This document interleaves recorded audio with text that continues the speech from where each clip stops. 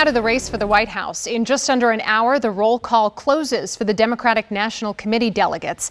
When that's done, Vice President Kamala Harris will officially be the Democratic nominee for president. She secured enough delegates to clinch the nomination last week. Despite that, delegates continued voting throughout the weekend, including some from our neck of the woods. Our Matt Gregory is live at the DNC headquarters in D.C. And Matt, I understand, the delegates normally serve more of a ceremonial role.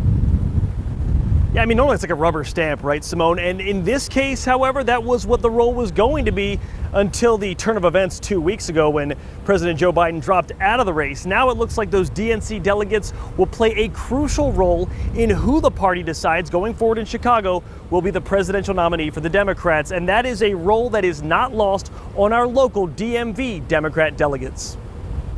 Mark this as an email Jimmy Williams will never forget. I got the ballot and, some people wait a day or two and I was like, stop everything. I want this to be done now. In the spring, D.C. Democratic voters selected Williams as a delegate to the Democratic National Convention.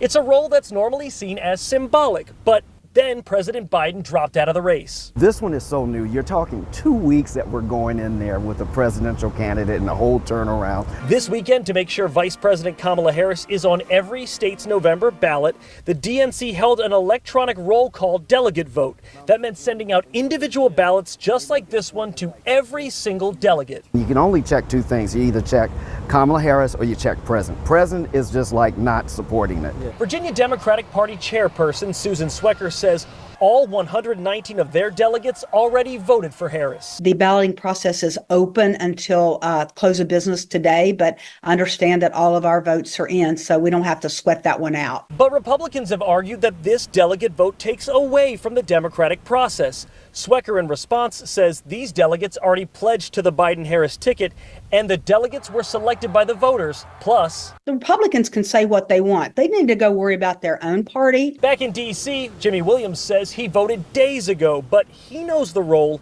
his ballot plays in American political lore. Matter of fact, I kept the ballot, showed my son, showed my family, and saying, okay, this is the real ballot, let's frame it, because this is history.